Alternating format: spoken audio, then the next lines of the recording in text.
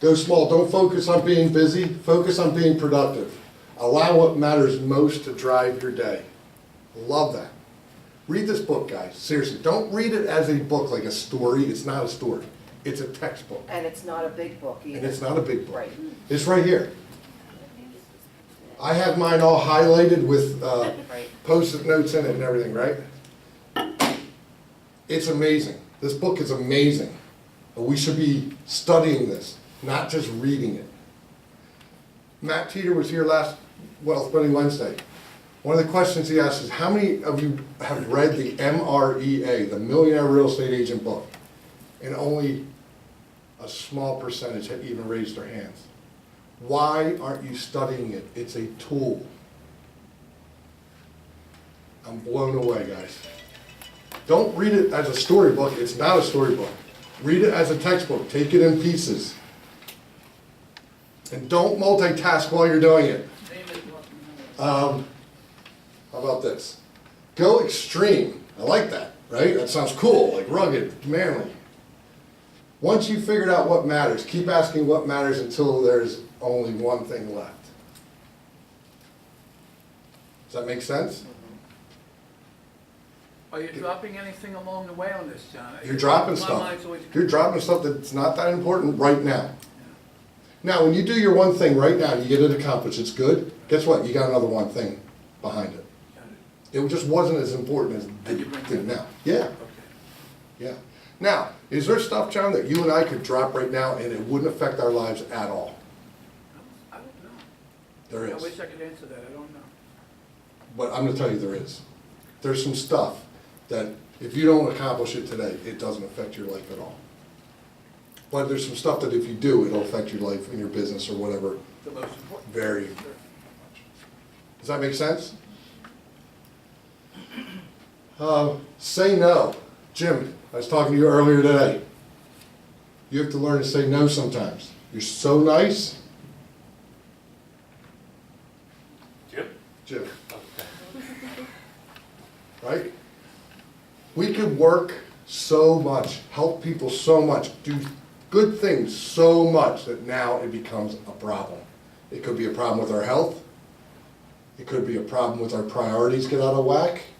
Because we're doing a good thing.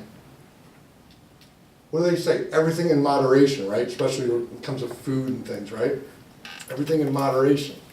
Well, I like steak. I love to grill my own steak. But if I keep eating steak over and over, right? That'd be bad for my body, right? Whether you say later or never, the point is to say not now to anything else you could do until your most important work is done. That's all I'm saying, John. So isn't that like not being 100% honest? That's my point. No, that's total honesty. I'd rather just say no. Well, you might have, so here's the thing. You might have a question for me, and you get in contact with Kathleen because you know she has my calendar and she knows where I am and what I'm doing, right? And this is what people do. Can I get on John's calendar tomorrow at 2 o'clock? No, he's busy, but he could do 3:30.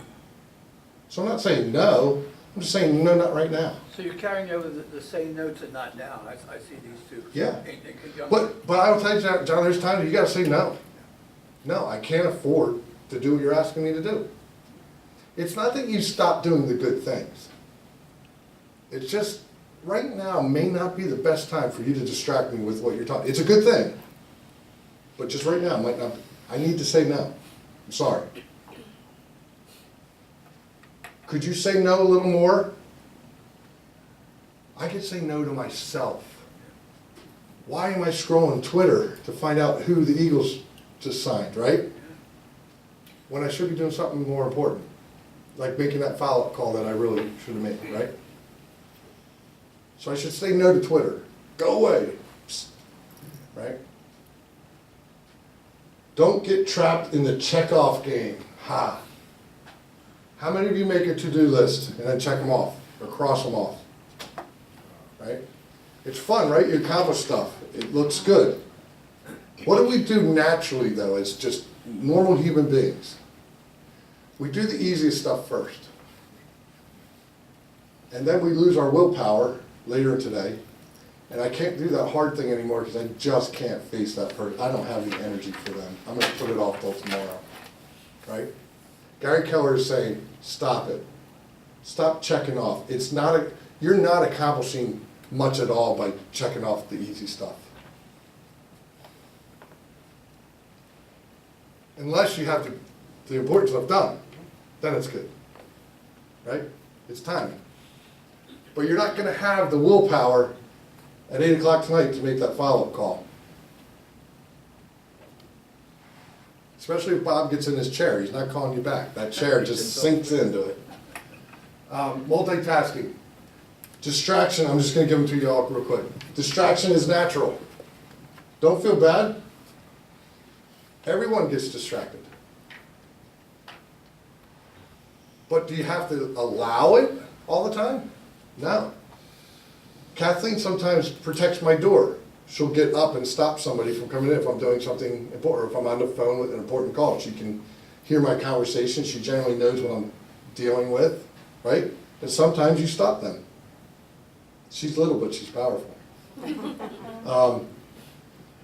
She knows I can't be distracted right then. There's nothing wrong with that. You all pretty much will say, oh, no problem, 10 minutes, that's good, I'll talk to him in 10 minutes, no problem, right? But you gotta say no right then. That distraction would be a problem. Multitasking takes a toll at home or at work. Distractions lead to poor choices, painful mistakes, and unnecessary stress. Do you believe that? Yep. I really believe that. I see it in my life. How do I learn from this? I think being aware is the first start, right? Being aware that these distractions are helping me have a poor choice or make a painful mistake, right? Who wants stress, especially unnecessary stress? Anyone? We have enough already, right? How about this? Distraction undermines results. You can't get results if you're constantly distracted and you're allowing it. That's the problem. You're allowing it. You don't have to. Am I making my point? Right. Disciplined life. Success is about doing the right thing, not about doing everything right. Wait a minute. What did our parents tell us?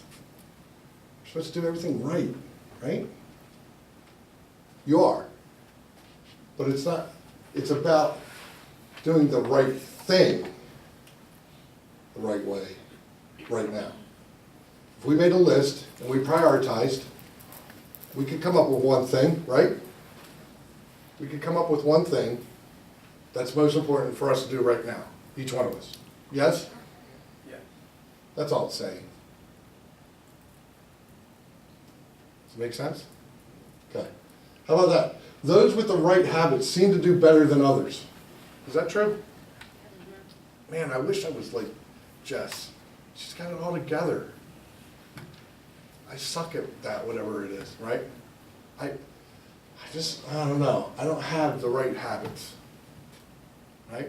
So we tell ourselves I'm here, and then, okay, so now I'm telling myself I don't have the right habits, so now I'm definitely not gonna have one, for sure, right? John, just a second. I'm only, for me, I apologize, okay? If it helps anybody else, okay, thank you. The multitasking I'm seeing is, it's a change of thing, a path of things that have to be done. So I have to find my priority, okay, and then take it one at a time. So that, and as we were told by Howard over here, okay, one bite at a time to eat that elephant. Yes. But I have to string it out, and I have to learn what my priorities are in order to put it in that line, and then take it accordingly. Mm-hmm. Develop good habits. Pardon me? Develop good habits. And one of the good habits is write things down, right? If I want to learn something, I write it. And somewhere in my eyes, you know, tend to remember that picture sometimes, right? That I wrote. Maybe you guys looking at this stick figure, that's why I like it. It's simple that you can understand and remember. That just blew my mind. It was Yeah. absolutely amazing. Good. The stick person. Yeah. Mhm. Yeah, what's the foundation, right?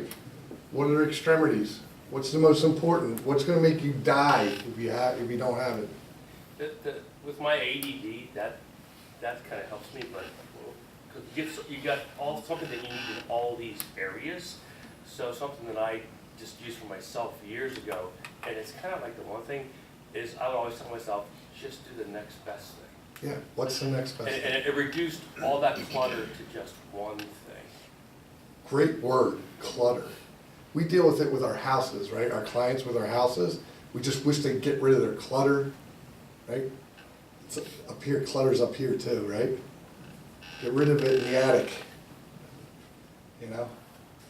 The inspector can't see around in there, there's too much clutter. Those with the right habits seem to do better than others. I think it's true. They're doing the most important thing regularly, and as a result, everything else is easier.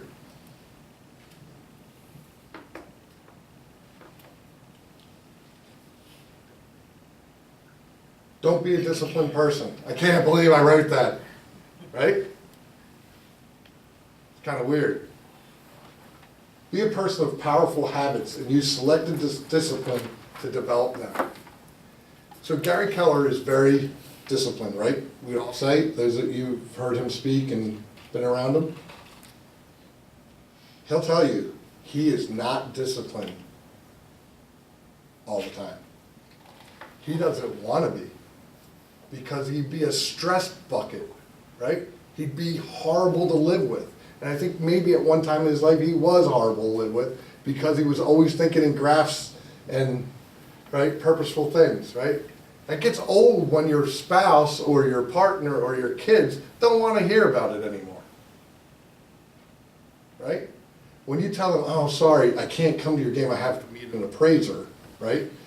What are they? They're like, oh, brother, appraiser. I don't even know what an appraiser is if you're a kid, right? I hate appraisers because they always make you not come, right? Or whatever. Does this make sense, or is this offending you? I think it depends on the person. Depends on the person. Because I used to be very, and I still am disciplined, but like I used to have structure. If it wasn't on my thing and it didn't go my way, I'd be a nutcase. But I've learned to back down, but still have structure. Okay, so that you're trying to get rid of the stress of that. I see it as a conflict of statement, John. Disciplined person, okay, and then you're telling the person to select discipline. So you're personalizing the discipline, but then you become a disciplined person. I just think it's a conflict to me, that's all, in that statement. So if you have powerful habits, I'm gonna tell you right now, you don't have to be that disciplined. That's right. So then you are a disciplined person. Diane, what was Justin's two things at the end of yesterday? You probably typed it down. There's two things at the end of our mastermind yesterday. Probably have in front of you. Yeah, you're right, I think that I did. Hold on, let's see. It's just like, Let's it's see perfect. where it's at. Master repetitious boredom equals success. Fortune is in the follow-up. Yes, I have that in my office. Fortune is in the follow-up. You always get to make those calls. Some people will say money is in the follow-up, right? If you have powerful habits, John, you don't have to be that disciplined.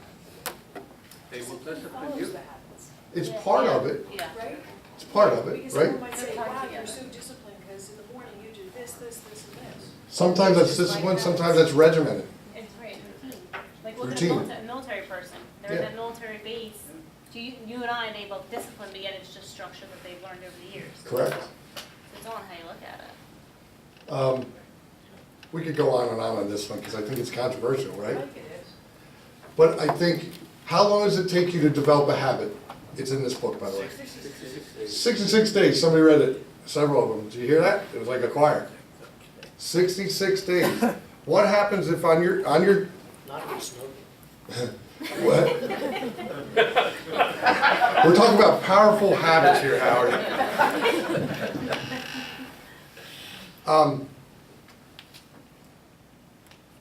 You're saying what happened? If you're going to 66 days and you're being disciplined and you break it on the 40th day, what happens? Start all over. Start packing one. You have to start all over. It's not a habit yet. So you broke it. Feels like discipline to me, that's developing a good habit.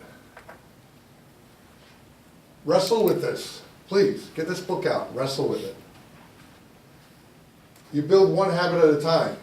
Here's the thing. Are you successful overnight in this business? In any business? Are you successful overnight if you hit the lottery? More complicated. I mean, it depends on what you consider success. Depends on what you consider success, absolutely. How many of you watched the lottery shows where they lost it all? And it's like 80-something% of them have lost it all. Why? They spent it. They spend it, because they live out. And it- They don't have habit, they don't have the habit, Right. well, Some of them never had money, don't know how to manage it. Athletes, Allen Iverson's probably worth 200 million at some time. There's questions whether he's broke now. Right? This is a guy who had $5,000 in his pocket every day. It was just that was his habit. Success is sequential, not simultaneous. Super successful people are not superhuman at all. Gary Keller's not superhuman. They just use selective discipline to develop a significant habit, one at a time, over time. Does that make sense? Take care. That's the problem. Does that make sense? You can only get one habit at a time, right? And then there's some, you can keep pulling them together. That makes sense, but you can't do more than one, so don't try. Give each habit enough time. That's the other issue. I think we're very impatient. I want to change something in my life and I'm good for like 3 or 4 days and then I'm back to my old habits, right? How about New Year's resolutions? Anybody still on them, right? What do they say? By the end of January, everybody's forgotten what the resolutions probably were. Willpower, I think we agree on this one. Even though most of us believe this is true and we call it a second wind, or we just need a coffee, it's a lie.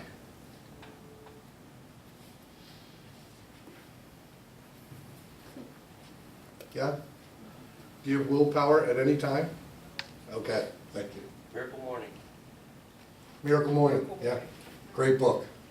Miracle Morning for real estate agents is actually, Did you ever read the 5-second rule? 5-second rule, yes. I've heard, I only caught like a bit of it, and it's basically saying like, they used to get up and say, count back from 5, and when you get to that one, just get up and do it. And like, I only got that little bit of it, but I wanna read that book and see if it's, but it doesn't make sense, if that's your second win. Count to 5 and do it.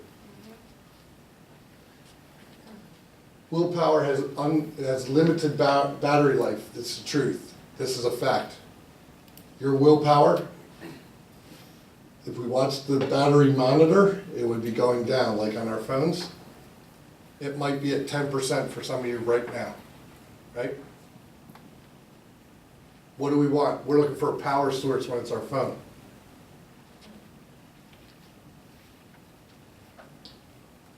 Fact. The more we use our mind, the less minding power we have. Whoa. minding Yeah. power. You dwindle in your ability to think well the more you use your mind in a day. The next day you got your, Well, that's when you get the second win. you all have a second wind, I believe. We've all experienced a second wind, and we all have experienced caffeine or something giving us a jolt, right? But it's not a will call, and I'm just telling you. You think it is, you're not where you want to be. You're not where, that's why Gary's convincing us in the book, do the best thing, what you said, Bob, the next best thing in the morning or now before you get more tired. Right? Yeah, no, thank you. There's a chart on page 69, if you just want to take a note. I'd love for you to look at that. I'm not going to go over it. Make doing what matters most a priority when your willpower is at its highest. That's a good statement. That's what I'm saying, right? Don't spread your willpower too thin. What do we do with our phones? We put it on low something mode, right? Low, Silent mode. yeah, or low power. Battery saving mode. Battery saving, right? We have to do that with ourselves too, right? We have to pace ourselves sometimes. We know we have an appointment tonight at 6 o'clock. I want to be sharp for that. How do you do that? You don't do everything all day, right? And use your mind and you crush it and not be ready for the 6 o'clock appointment. You pace yourself. It's like a marathon runner, right? They don't sprint coming off the mark. Although some of them that I watched, I feel like they are sprinting. So they're running very fast. But what do? They're pacing themselves through the whole marathon. Because they know they have another mile, they have another 10 miles, they have another 15 miles, right? No matter where they're at. Monitor your fuel gauge. Full strength willpower requires a full tank. It's kind of like a car. Let's talk about that, right? Never let what matters most be compromised simply because your brain was underfueled. Eat right Yes. and often, or regularly. How about exercise? Often. Was that a slip? Often. I mean, right, they tell us a snack is almost better than eating full meal, you know, 2 big full meals because our metabolism doesn't do as well with that, right? Time your tank. Do what matters most first each day when your willpower means maximum success. We've already talked about that, right? Not convincing anything. Balanced life. To achieve an extraordinary result, you must choose what matters most and give it all the time it demands. Without distractions, by the way. This requires getting extremely out of balance and in relation to all other work issues. Does that make sense, John? It does. It does. You're out of balance if you're concentrated on one thing. Right then, you don't want to live a balanced life and have the juggling. Who said juggling? Right? Yeah, John. You don't want to be juggling when we're working on a transaction together and it's a really important time for you to get this thing done and me too, right? If you start juggling stuff, you know, if you're with a client and you look at your phone, you have just disrespected them when you're having a conversation with them, right? You don't want to do that, right? What do I do when I go into an appointment? Even with you, I turn the ringer off. I turn it upside down if it's on the desk, right, or whatever, because I don't want to see the light. I don't even want to be distracted by that light going on, because it might be something I want to read, but I want to respect you, right? Respect your family. Guess what? Your hubby, she's not looking. Me? Your hubby matters when you're supposed to be having time and you're looking at your phone. Because my wife says to me sometimes, when can I get an appointment with you? Yeah. Right? That's when you know you're disrespecting them when they make a comment like that, right? And you need to start to give them some time. Kids too. Whatever. Your parents. Doesn't matter. Each other. Your clients. I get bored at closings, don't tell me. I get bored at closings and I'm like, I gotta get out of here. I feel like a caged animal. They're anticlimactic. They are. And they're boring and I don't want to do small talk anymore. And if they talk about the weather, I'm gonna kill them, you know, kind of thing. And I start to go, "Urgh," and I'm feeling it, right? I'm turning into the Incredible Hulk and I think I turn green, right? And then what do? I get my phone out. I'm just trying to get through this, man. What's going on out there, right? Or check my email, or get back to people, right? Oh, I can justify that I'm using my time wisely. But I might be disrespecting the person I'm sitting next to. It's maybe the most exciting day of their life in the last 10 years, right? Or 20 years, or in their life ever yet since they've been born, right? And I'm not giving them that. And if you don't give them that attention, they are not going to refer you. Yeah, maybe they don't remember you when it comes time when their cousin's moving, right? Just offer water or coffee. Then you have it. There you go. You offer something. That's a good idea. Nina said, offer them water and coffee and do something for them, right? You know, offer. Hey, yeah, then you can go out and check your phone and come back. But don't not come back. When you act on your priority, you'll automatically go out of balance, giving more time to one thing over another. That's all we're saying, all right? Start leading a counterbalanced life. Let the things that take precedence when they should, let the right things take precedence when they should, and get to the rest when you can. As Bob mentioned, exactly. Big is bad, real quick. Read page 93 in the book. Just tell you right now. I think you should think bigger than you think right now, no matter what it is. I think you should think bigger. Those of you know that I coach some of brave souls who want to be challenged. And guess what? If you come to me with a goal, if it's not what I think is thinking big, I'm going to challenge you. And you're going to probably change that goal. Right, Jim? Yes, John. Not much choice. Well, because what are we doing? Right? What are we doing? Are you going to hit your potential? Are you going to strive to hit your potential? What's the difference between 3 million and 5 million? 2 million. 2 million. At average sale price, Larry, how many houses is that? 2 million.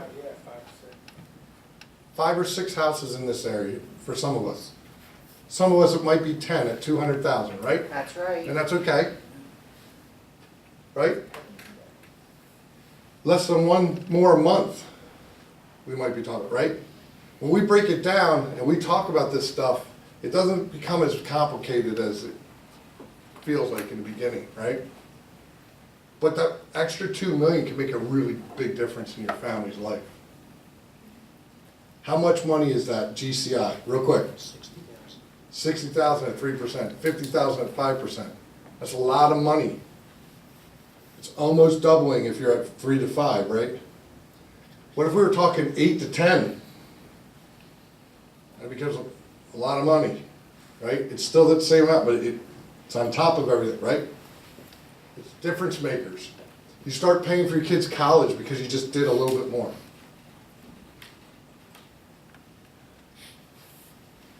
Who thinks big enough? Not one hand? You just don't want to admit it? It's a 50-50. 50-50, then you don't. I think go big or go home, but you gotta also watch, because you don't get too big. Well, and it's a statement. It's a statement, but do we live by that? Try to. Yeah. I have something to say about the other way. My wife, when she first came to Keller Williams and read that MREA book, and they told her to think big. When she came home with her business plan, I said, you gotta be realistic. You can't think this way. And Here comes aboard, lady. Oh, boy. Meet your new friend, Diane. Come sit with her for a few minutes. that's my wife's coach. Thank God she didn't listen to me, because when I became part of Keller Williams and I read that book, I went and apologized to her. Wow. And I was actually the fuel that fired her up to do what she wanted to set out to do, Awesome. which was great. Fantastic. So always think big. Yes. Don't let anybody, even your husband, tell you you can't. That's supposed to be your biggest supporter. Have you ever gone to, thank you very much, that was awesome. Have you ever gone to a restaurant that you knew the people, maybe the family or whatever, right? And you said, I don't really like anything on the menu. Can you make this? And they go, yeah, we can make that. You ever go to that? Yeah. I love those kinds of restaurants. Those are my favorite. And I almost want, it's almost like, you know, our sellers challenge us or whatever, our buyers challenge us. It's almost like I'm their customer challenging them and they take it on and they're like, I'm gonna make this so good. He's gonna, you know, he's gonna be really happy that he came here to eat tonight, right? That's fun to me. You know, it's kind of like us being challenged by a seller, winning that appointment and coming out with the paperwork, right? My son-in-law does that all the time because he's gluten-free. Okay, yeah, So, right, but why do I get embarrassed when he does? right. My wife almost changes everything, right? There's something she has to do differently than what's on that menu. I used to get embarrassed, now I'm like, that's awesome, she's getting what she wants. She knows what she wants, she's asking, and they could say no, right? They could say, no, I can't do that, you know. Come as a package deal. What do they want to do at a restaurant? They want to make you happy. Right, they want you to come back. They want you to come back. Mhm. It's like us. Can you show me a house this Saturday at 10? Oh, I really wanted to, do something else, but yeah, I'll help you. You know? And then sometimes you got a customer for life. Because you bent over backwards for me, and it was no big deal for us, sometimes, right? Act bold. If you have a chance to take our program bold, please take it. We reimburse you. It couldn't be a better thing. You learn. You're gonna get challenged in it, I promise you, but you're gonna be thankful. And if you only take it once, it's not enough. You'll learn how to act bold. Don't fear failure. I think one of the problems we have is I just don't want to fail. I don't want to look bad. I don't want to whatever, right? And so that fear is just making us from doing any action. Then an Excel is failure. I'm So, not doing it. so what does John Maxwell say? He says, we either win or we learn. We don't lose. That's right. They say the first step to success is failure. Yeah, no one has ever succeeded their way on to success. You have to learn. Sometimes you gotta get punched in the face, right, Bob? You had something? No. Okay, it was you. Oh, wow, that was weird. Hold on, I just moved that, I know. And isn't there? It's over? Oh, it's the last slide, okay, Isn't cool. there a statement about fail forward? Yeah, so basically you fail forward, right? So sometimes when you, good example, I think I told this story before, so all of you weren't here, so I'm gonna tell it again. I used to work in this office down the hall, down the other direction. And Joel Grunke's daughter was about 10 years old, and she was a softball player, and she knew that I loved baseball, and I used to talk to her about getting her glove worked in, and all the little details, and she was a catcher, which I was always impressed with, right? Because catching's a tough job, and you got the equipment on, but you get bruised up because you get hit with foul balls and stuff like that. And so we used to talk about softball. She came down to my office one day, she was all excited. She said, Mr. McClintock, can I tell you something? My dad told me I should tell you something. I said, absolutely. What's going on, Danielle? She said, I was selling Girl Scout cookies this weekend at the ShopRite, right over here at Kohl's, at a table, and people kept saying no to me. And I got frustrated. And I was basically telling my dad, I want to leave. There's not enough people buying these. I don't like this. Joel saw the frustration getting worse and worse, and so he said, Danielle, let's go over here and take a break for a second. Let's get a drink of water. He took her over to the side. He said, listen, what you're going through is what Daddy goes through at work sometimes. People say no to me all the time. But here's what I've learned. Every time somebody says no, I actually get excited. She's like, you get excited when somebody says no? He's like, yeah, because I know I'm one step closer to a yes.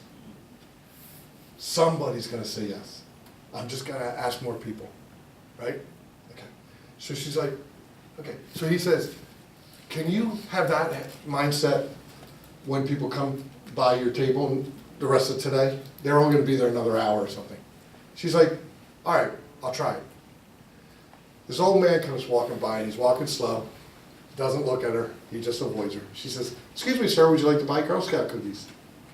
He says, oh, I'm sorry, I'm a diabetic and I can't have sugar. And I don't have any little ones at my house anymore, so I'm sorry, I can't buy that. She says, that's great, thank you so much for saying no. And he was like, so then he stopped, he was like, what? She said, I'm so happy you said no. And he looks at Joel. Joel's like, he goes, why are you happy I said no? She goes, because now I'm one step closer to a yes. And he goes, I'll have 5 boxes. And he said, I used to be the president of the bank right around the corner. And my employees love cookies. And I don't work there anymore, but I bet you if I bring them Girl Scout cookies, they'll be happy.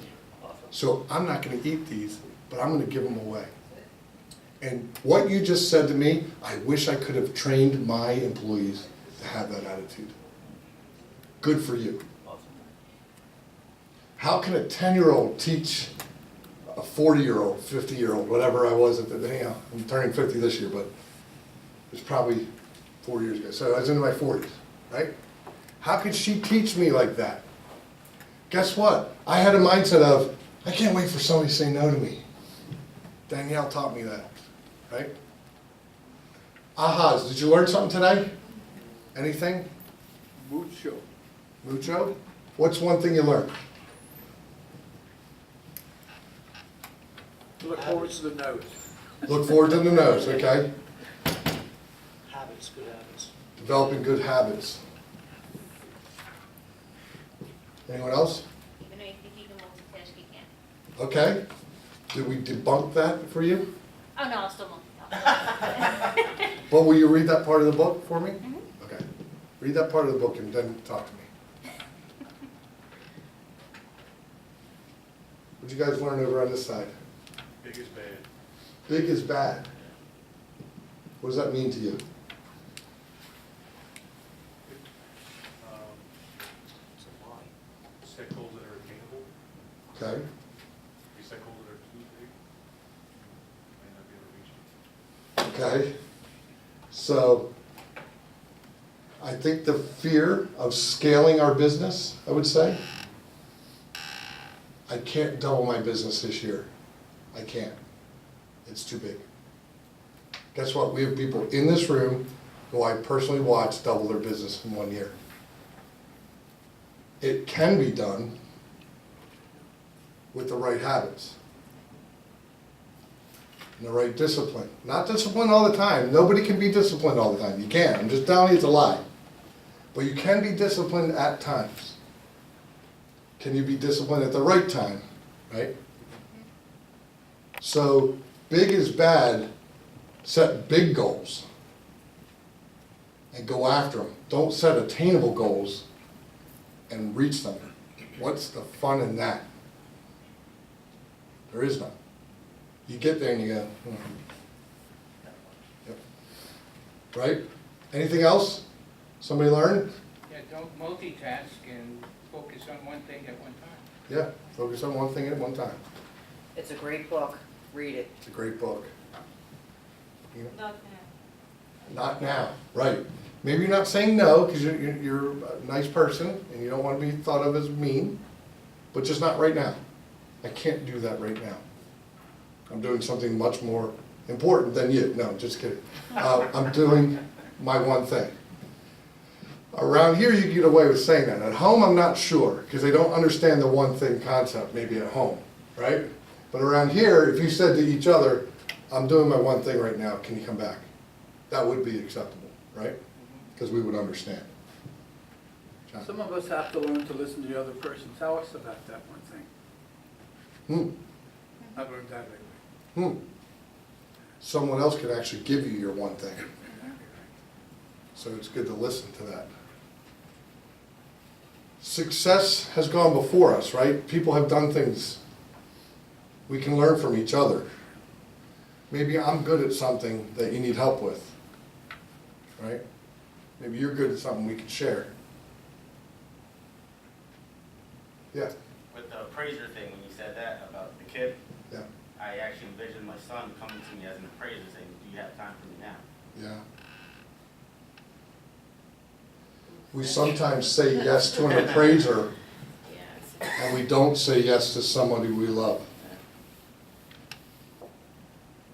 Ouch, yikes, right? Bob? On his point where, you kind of discouraged your wife. I mean, so, for us that are married, they don't speak our language, so they just don't get there in different roles, different jobs. They're not introduced to the kind of positive and growth-oriented things that we are. So it's, at least for me, it was very easy to say, you know, you're just not gonna get it, so I don't wanna have that conversation with you, because I don't wanna have confrontation. But we owe it to those people that we love to give back the things that we're able to learn from this and share that with them. So kudos to you for doing that, man. Wow. What Bob said is really important. If you have a relationship with somebody, and I relate to that, because sometimes you want to say, you're just not going to get it, and you're going to frustrate me by not getting it, and rather not talk about it. And that's so disrespectful to them. You're judging whether they're going to get it in the first place. Why don't you try, number one, right? Number two, you don't have to get frustrated like me when they're not getting it. That's a choice I'm making. So stop being the victim, John, right? Is what I'd say. Get in front of the mirror. Stop being the victim.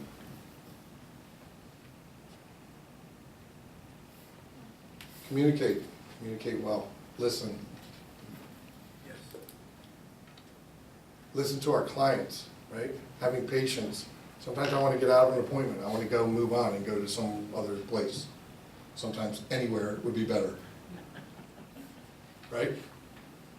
Also, just pick up on that, get a coach, because holding a mirror up to yourself is not enough. It's not enough. Because you're seeing yourself through your own eyes. Yeah, You gotta see yourself through someone else's eyes. absolutely. Who's your coach? John Maxwell had an awesome thing, I'm sure you have it in your email, this like will be a perfect ending to this thing. You talk about awareness and talent, and it's exactly what he said, that it's, I mean, most people would say that I'm aware of what my weaknesses are, and it's like, no, you're not, because if they wouldn't have a blind spot. So you really need people in your life that you trust, to be that candid, to be that honest with you, to say, you know what, you got this weakness, you just don't see it. What Bold taught me was what I focus on expands, and I found that to be true. If I want somebody in my life to help me, somehow I'm focused on it, they fall in my lap, when I never saw them before that. They didn't even exist, right? I need a mentor, I need a help, right? I've been accumulating people that I respect in different aspects of my life because of Keller Williams' influence on me. So I have a spiritual mentor, right? I have a financial mentor, I have an accountant that I trust very much, that I can contact at any time, and she'll help me. You know, I have a business coach. Our regional director is actually my coach, which is not fun because he's kind of like somewhat boss too, you know, right? But if you want to be held accountable, what difference does it make, right? Tim Ferriss has a concept called your personal board of directors. Tim Ferriss, Yes. Work Week. Yes, Okay. love that guy. Personal board of directors. Yeah. Which is just what you're doing, but Yeah, not really coining that phrase, but Right. that's what you've done. yeah. He's just smarter than me to be able to name it. Anything else? Was this worth it? Awesome, thanks again, John. Did it change your mindset a little bit on some things? Always. I don't think we're gonna be wealthy, successful, right? Unless we keep this together. When you find out your why is keeping this together, is finding out what this is pumping for. What's your purpose in your life? It's maybe not to sell a lot of houses, but selling a lot of houses allows you to do your purpose. Does that make sense? What habit can you form soon that'll give you extraordinary results? That's something I'd like you to ask yourself. What habit do I need? Right? Some of us need to just get our calendar together, right?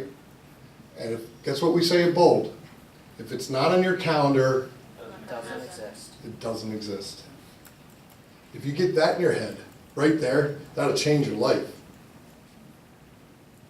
The lead generation's not on there, follow-up's not on there. There was another saying, ordinary people, I love saying this. Yeah. Ordinary people doing something extraordinarily well, and I don't remember where I learned that at. What you find is a lot of people that are very successful that you respect, when you sit down with them, they are ordinary people who have amazing habits. Right? So they're getting extraordinary results, but they're just like you and me. What we used to say when I was younger in sports is, that team puts their pants on the same way we put them on. Yeah, everybody gets dressed the same way. Everybody gets dressed the same way. Right? We all have the same 24 hours. Yes. Some of us just use it better than others. Some of that is just having one habit or one thing that we change, and it makes extraordinary results for us. Sometimes we need to put in vacation or off time first, right? Because otherwise we'll be like Bob and work all the time, because that's what my parents did. You just work, you don't take vacation, that's a waste of money. Right? No, it's refreshing, yeah, it's time. Yes. One of my favorite sayings is strive for progression, not perfection. It's great. Make progress, right? All right, well, hey, thanks you so much all for coming. Tell other people about this. Let's pack this room out. Next week, or next month, we're hoping to have a special speaker, which you're gonna absolutely love, I promise. And I believe that is May 11th. It's the second Wednesday, 1 o'clock. Maybe May 9th. 10th is Red Day, and that's Thursday. So May 9th should be the. May 10th is Friday. May 9th, okay. Yeah, May 10th.